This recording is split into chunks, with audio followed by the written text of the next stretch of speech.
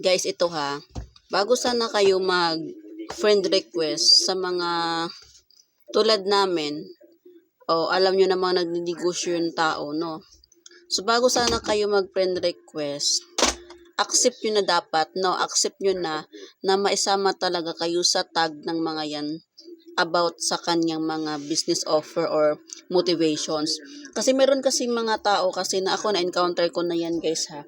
Lagi-lagi yan. So, meron kasi mga tao na porkit kilala mo na friend request. Kami naman kasi, pag kilala na namin, accept na namin yan, matik na yan. Accept agad namin, confirm na namin agad yan pag, sa Facebook, pag alaman namin yung, o kilala namin yung tao. Kaso nga lang, ang problema nga lang talaga nila guys, no? Friend request kayo ng friend request. Pagdating ng isang linggo, magbabago kayo ng account kasi hindi nyo matanggap-tanggap na palagi kami may post at nandun din kayo sa post na yun. Nakatag din kayo. Although hindi naman kayo lahat tinatag talaga sa post eh. Naiinip siguro kayo kasi lahat na lang sa wall nyo, post namin. Siyempre, nagninegosyo kami guys eh. Kaya sabi ko sa inyo, bago kayo mag-friend request sa mga taong tulad namin na nandun sa business industry, dapat accept nyo na, accept the fact na tatag talaga kayo ng mga taong yan. So, huwag kayong ganon.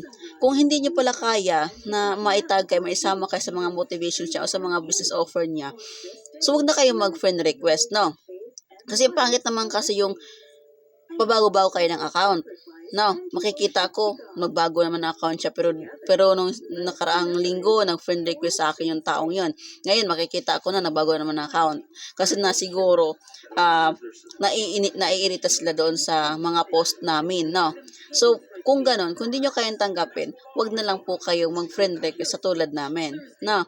Para hindi na pupuno yung wall nyo sa Facebook nyo sa mga post namin. So, mag-ano na lang kayo, magsarili na lang kayo, no? Wag nyo kaming i-friend request. No, kasi hindi naman namin kailangan yung friend request nyo eh. Hindi naman kailangan yung presensya nyo. Hindi naman kayo hindi rin naman kayo nagla-like sa mga post namin eh. Nandun lang kayo para saan? Mag-CCTV? No? After a week, magbabago na kayo ng account. Para saan yung friend request nyo sa amin? Kasi meron kasi ako nakilala, madami talaga ako guys. Marami ako nakikilala. Although ang iba, kilala ko nga eh, na mag-friend request after a week, nagbago naman ang account. So, anong purpose nyo doon? Pagod nagpapagod lang kayong gagawa ng panibagong account. Ano, 'di ba? So, bago kayo mag-friend request sa mga tulad naming nasa business industry, tingnan nyo muna ang wall namin, kung ano yung purpose namin sa Facebook namin. Na para hindi naman kayo magsisisi, guys.